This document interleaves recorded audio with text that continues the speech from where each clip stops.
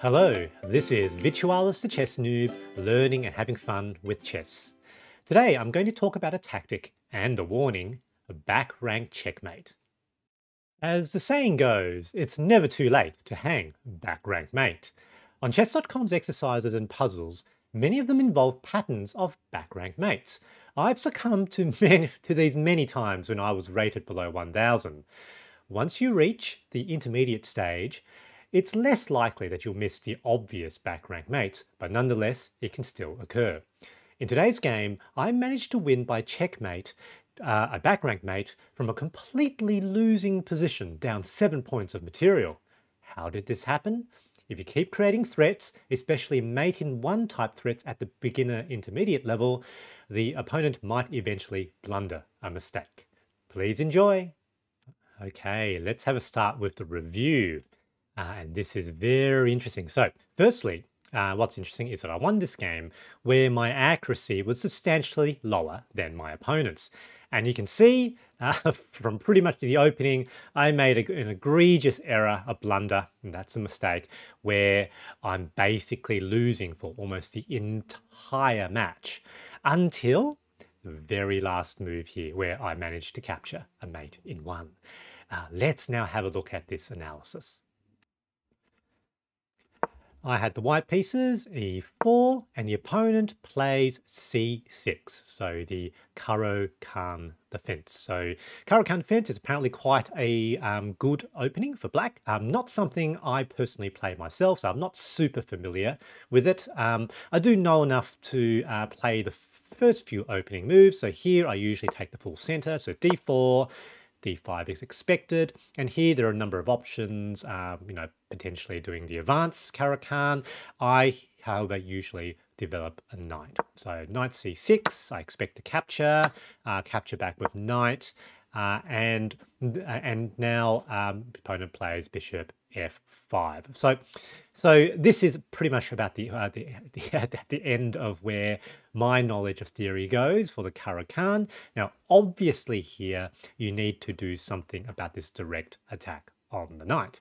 Now, and for some reason, I just don't know what I was doing. I think I just bumped up the next move, and I played the other knight, knight f3, which of course makes no sense whatsoever because that knight is straight up hanging, and the opponent pretty much spent 18 seconds probably wondering what on earth I was doing and decided, no, I think they just made a mistake.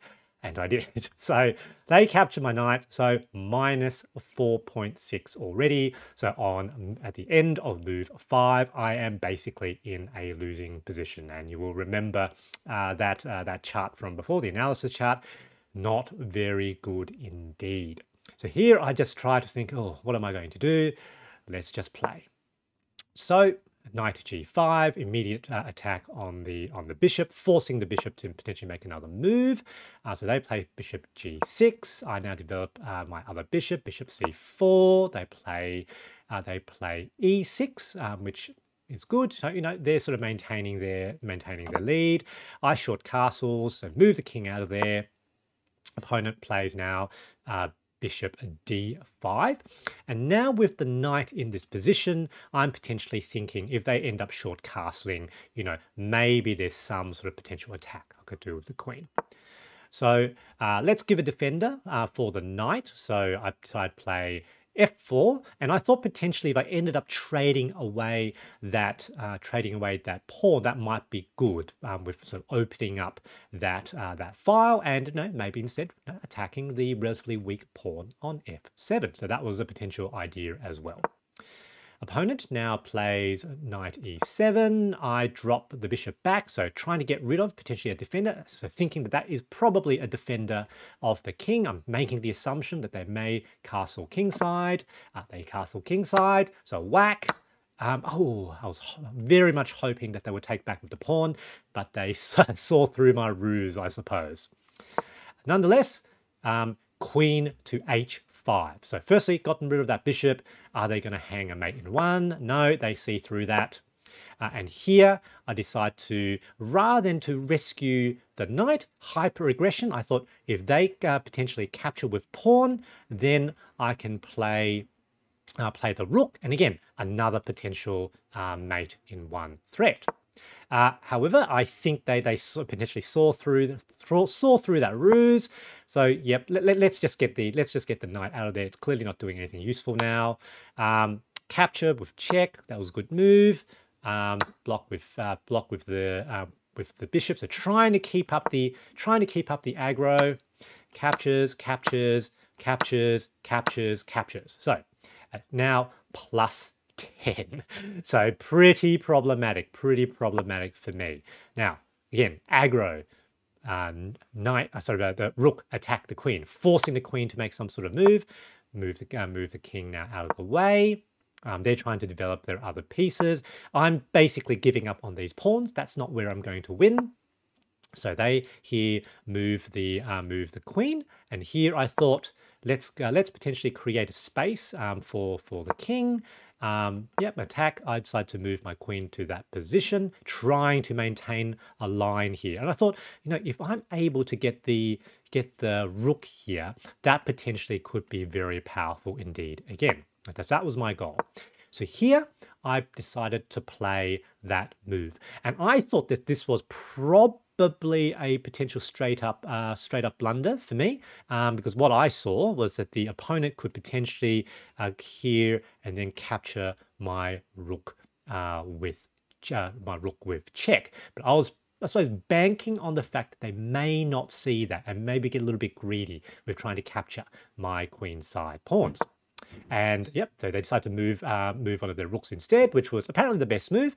But now I get to move the rook onto the G file, and of course this pawn is now pinned and may not be entirely obvious to the opponent. So this is sometimes these pins are sometimes a little bit tricky. So they decide to capture. Now capture back, and of course now I have a potential mate in one threat, but the opponent sees the best move, which is here, forcing my king out of the way. But now I have got sort of a defensive fortress here, so that's potentially pretty good for me, but the opponent can block with a potential queen trade. Obviously I shouldn't trade queens, that's a terrible idea. So I decided to drop the queen back. Potentially, is there something there? In any case, that doesn't look like a bad place. Here they make a move, and a wrong move. I think they forgot the fact that this knight is in fact not defended by that pawn, because that pawn remains pinned to the king. So they start to crack. They start to make some errors. Try to make a move. Ostensibly makes sense, a threat. King's still very safe here. I thought, well, let's go here. Potential threat there. Firstly, I decided to move the pawn out of the way. Here they now move the rooks. So obviously have an idea of maybe bringing the rooks down to this position here. So that, as I said before, an attack. They need to protect their back rank, because that is bank rank mate if the rook ever moves out of that position. And they make another blunder, a critical blunder with rook d7. They're trying to create a threat on my queen, but that is back rank mate. I think they just simply forgot, with the potential threats here and the threats there. They simply forgot that they needed to protect their back rank with that rook, and I managed to capture a win, down 7 points of material. Good game, GG. In this game, I straight up blundered a full piece, a knight, on move 5, and was basically in a losing position the entire match. And so I opted to take a hyper-aggressive approach, sacrificing material like the romantic period of chess was in full swing. At one point, I was down 11 points of material, but then my opponent started to crack under the pressure. Firstly, they blundered their knight, forgetting that their pawn was pinned, and then they forgot that they needed their rook to guard the back rank. In my next video on Wednesday, I'll talk about a recent game where this situation was reversed. I was completely winning, but so focused on my attack and spooked by my opponent's counterplay, I blunder and lose to a back rank mate myself. I hope you found this game interesting, and thanks for watching.